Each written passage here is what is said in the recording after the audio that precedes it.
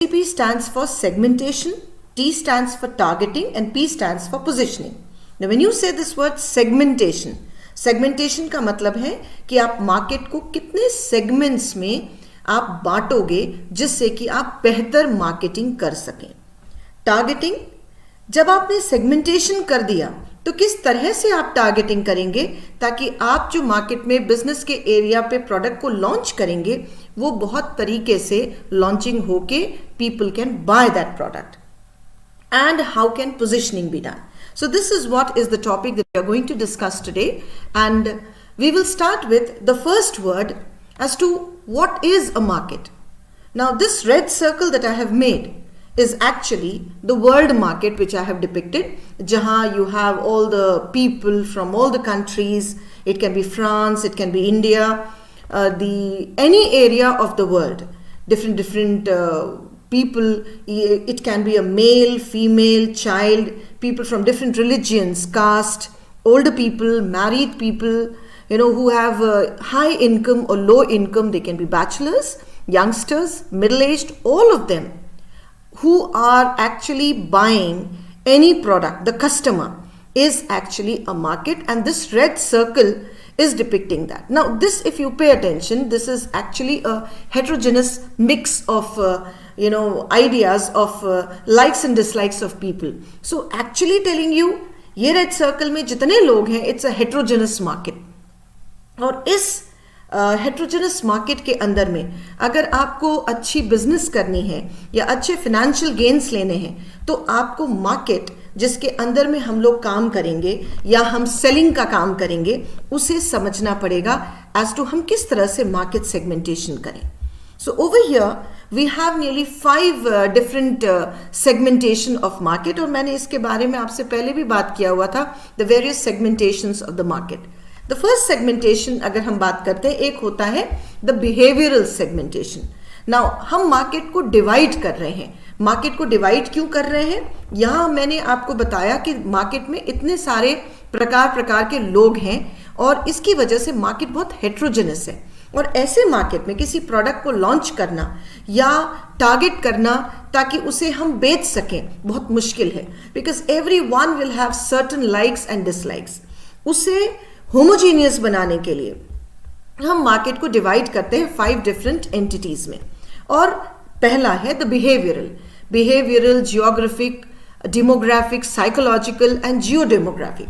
Now if you talk about demographic, अगर हम एक मार्केट के अंदर में लोगों की सेगमेंटेशन करते हैं, टुकड़े में बनाते हैं एज टू एज के हिसाब से, जेंडर के हिसाब से. एज में it can be children, it can be adults, it can be old people. Gender male and female. या हम इनकम के हिसाब से, हाई इनकम, लो इनकम. तो जब हम इन सेग्रीगेशंस में अलग अलग कर देते हैं तो हमारे लिए छोटे एरियाज बन जाते हैं जिनके अंदर हम काम कर सकते हैं. अगर हम ज्योग्राफिकल बात करें तो एक डिवीजन हो सकता है रूरल, दैट इज गांव का, और एक डिवीजन हो सकता है अर्बन.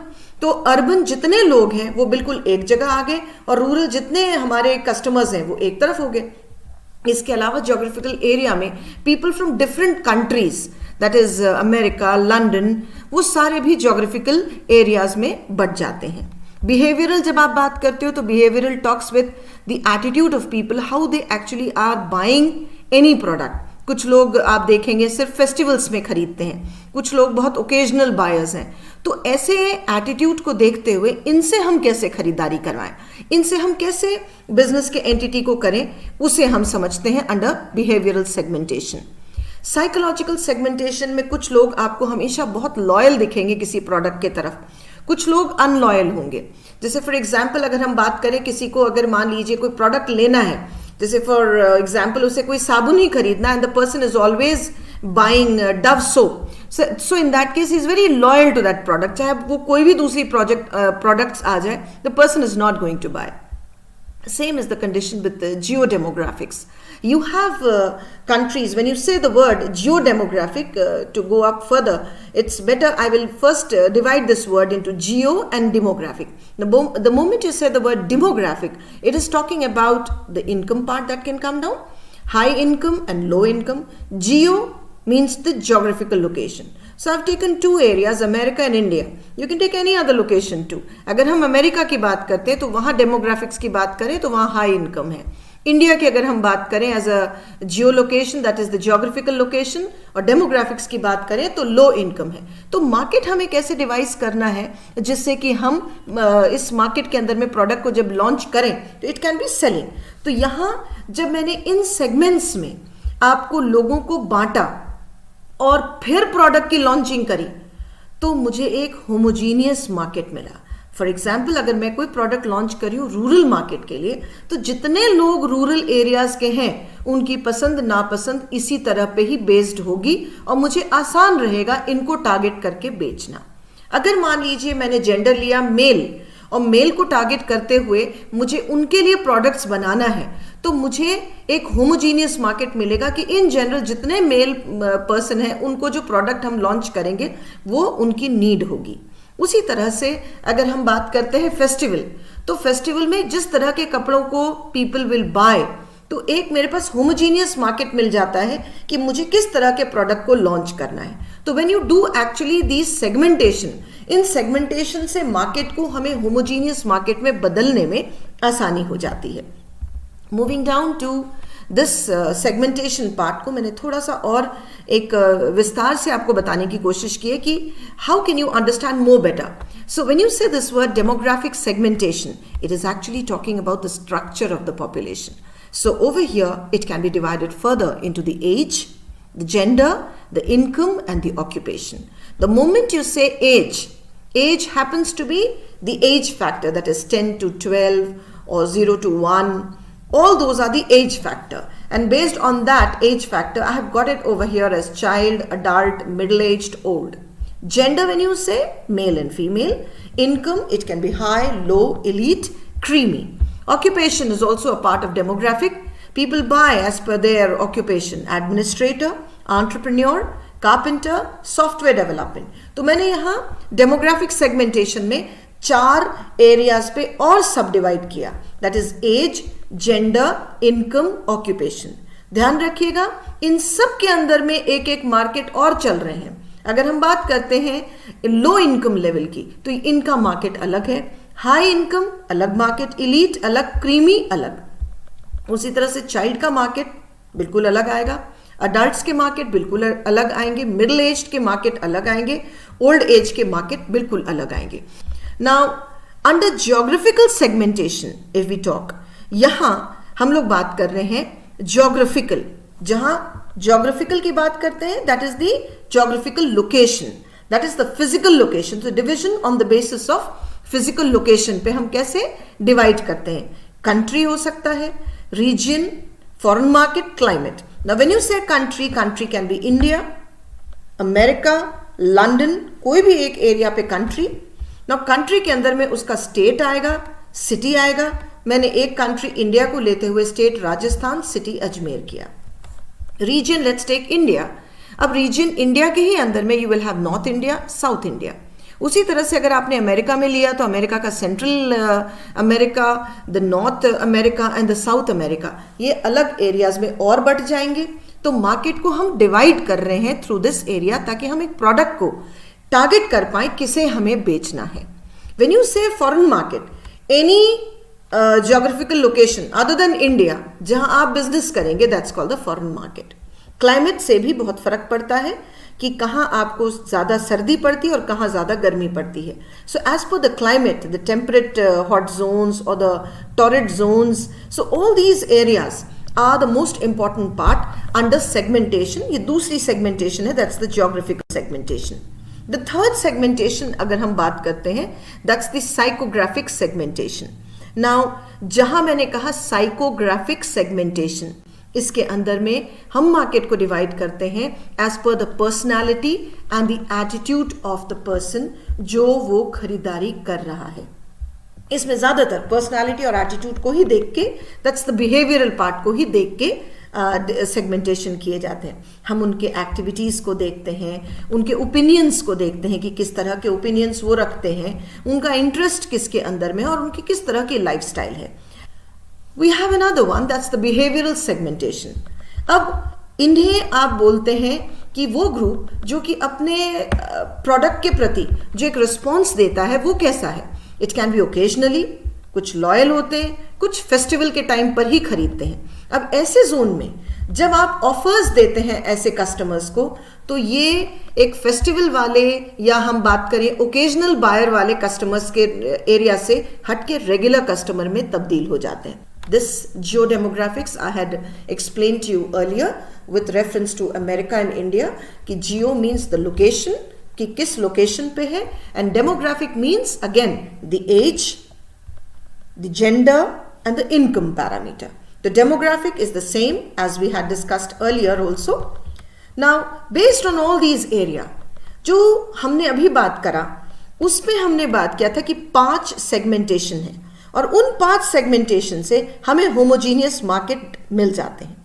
नाउ अब जो दूसरा लेवल है वो है हमें उस सेगमेंटेशन के बाद में मार्केट को टारगेट करना है. Targeting is actually done to become more specific and the segmented group is again segmented further so that we can target it better. And actually we have to see that हमें उस जगह पर अपने efforts को लगाना है जो हमारा मेन टारगेट है. तो टारगेटिंग के अंदर में सबसे पहले हमें देखना है कि जो मार्केट सेगमेंटेशंस हैं उसे फिर कैसे सेगमेंट करके देखा जाए ताकि हम एक बेहतर टारगेट कर पाए. अब उसके एरिया पे मैं 3 मार्केट्स के बारे में आपसे बात करूं. One happens to be the undifferentiated market, differentiated and concentrated market. Now जब हम लोग बात करते हैं अनडिफरेंशिएटेड मार्केट के बारे में, अनडिफरेंशिएटेड मार्केट में कोई डिफरेंशिएशन है ही नहीं. It is one single market जिसे आप एक तरह से माने पूरे मार्केट को एक मान लिया और फिर आपने प्रोडक्ट को लॉन्च किया. एग्जाम्पल के तौर पे अगर हम बात करें मैगी नूडल्स, ना उस नूडल्स ने पूरे दुनिया में अनडिफरेंशिएटेड मार्केट का एरिया था. आज अगर आप बात करोगे तो बहुत सारे और ब्रांड्स आ गए. You have the yippee noodles and you have more top ramen and all have come down, but Maggi was one product which was brought by the whole world. So it's an undifferentiated market. Another one example that I can give you over here for an undifferentiated market is the Tata Namak. Now this is again the Tata salt that you have. It is one undifferentiated market. It is targeting the whole market and it is the need of that market also. So when you talk about this word undifferentiated market, it is talking about you're not differentiating the market. Segmentation आप नहीं कर रहे हैं. आप पूरी दुनिया के सारे मार्केट को आप लेके फिर उस प्रोडक्ट को बेच रहे हैं. नेक्स्ट पार्ट, डिफरेंशिएटेड मार्केट के अंदर में वैरायटी ऑफ प्रोडक्ट्स आते हैं हर कस्टमर के लिए और ये प्रोडक्ट हो सकते हैं जैसे फॉर एग्जांपल मेल के लिए एंड फीमेल के लिए. एग्जांपल है Fair and Lovely. Now this cream has been prepared by the company for female clients अलग तरीके का and the male clients alag tariqe. If I say another word, that's Patanjali. Patanjali has a variety of products available in the market which is able to capture the consumers from all different markets. Another word which I would describe over here is the concentrated market. Now over here the example, best suitable example over here is the Apple computer or the Apple mobiles. All but a very specialized market, and it is targeting only for the higher market zone, wherein it is not looking towards any lower market area at all, targeting only the higher end market. Clients are less but very specialized and a great product which they are offering. So I believe you are clear with the undifferentiated market, differentiated and the concentrated market. अब जो हम दूसरे topic पे बात करेंगे that is after we have done segmentation, जिससे कि हम टारगेटिंग पे अचीव कर पाए कि हमें किस मार्केट को टारगेट करना है, किस मार्केट को चूज करना है. तो हमने सेगमेंटेशन एक्चुअली किया ताकि हम मार्केट चूज कर पाए और मार्केट को भी चूज करते समय यह भी ध्यान रखना है कि हम किस तरह के मार्केट में जाएं, अनडिफरेंशिएटेड, डिफरेंशिएटेड या कॉन्सेंट्रेटेड मार्केट में. अब जो हमें तीसरा काम करना है वो है पोजिशनिंग. जब हम पोजिशनिंग की बात करते हैं तो पोजिशनिंग किसके दिमाग में हो रही है? The positioning client, the customer, उसके दिमाग में करनी है ऑफ व्हाट, द प्रोडक्ट जो हमें बेचना है, so that customer will become aware about that product. So as I move down to the word positioning, अब अगर मैं पोजिशनिंग के बारे में बात करती हूँ तो पोजिशनिंग है का मतलब है कि कस्टमर के माइंड में किसी ब्रांड के लिए क्या इमेज है, what are the thoughts that he is having about that particular brand. क्या उसे अवेयरनेस भी है या he is not able to recall the brand जब आपको कॉम्पिटिटर्स के एरिया में उसे डिफ्रेंशिएट करना है कि मैं कौन सा प्रोडक्ट को खरीदूं. जैसे फॉर एग्जाम्पल अगर हम बात करते हैं किसी टूथपेस्ट के बारे में और एक आदमी को अपने लिए टूथपेस्ट खरीदना है, तो कस्टमर्स इतने क्लियर हो चुके हैं इस शब्द से, कोलगेट वर्ड से, कि वो शॉप में जाके सीधे बोलते हैं एक कोलगेट टूथपेस्ट देना. तो you can understand the way the positioning of the Colgate toothpaste has been done that people go down to the shop and ask give me a Colgate. तो कस्टमर्स के दिमाग में आपके ब्रांड की क्या value है और क्या वो अपने एरियाज पे उसको रिकॉल कर पाते हैं कि नहीं जब किसी प्रोडक्ट को खरीदना होता है. इसे करने के लिए जो सबसे पहले समझना है वो है आइडेंटिफाई करिए पोटेंशियल कॉम्पिटिटिव एडवांटेज.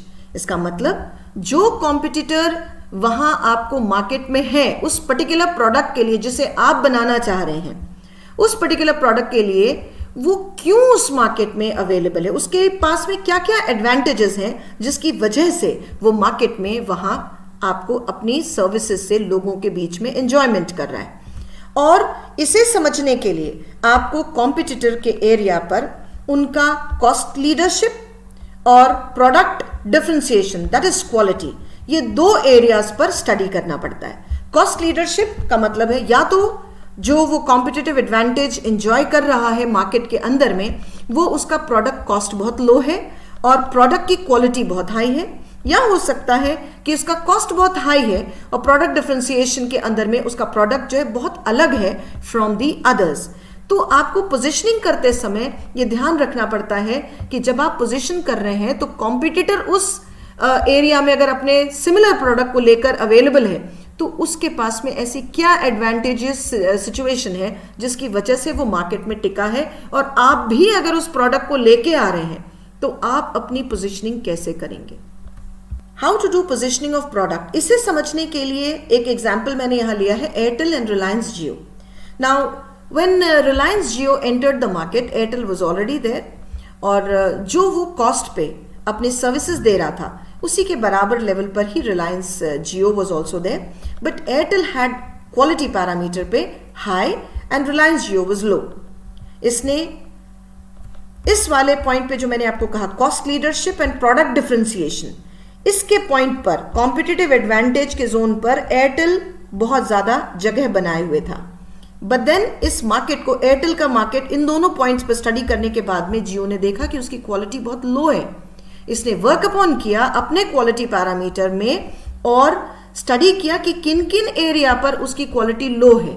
उन सबको स्टडी करने के बाद उसने signalling the competitive advantage, that is next step लिया, अपने जितने एरियाज पे उसकी खामियां थी उसको इंप्लीमेंट किया, उसे सुधारा और सुधारते ही, इंप्लीमेंटेशन करते ही आज वो मार्केट लीडर है and people are taking the services of Jio much more openly than what Airtel is offering.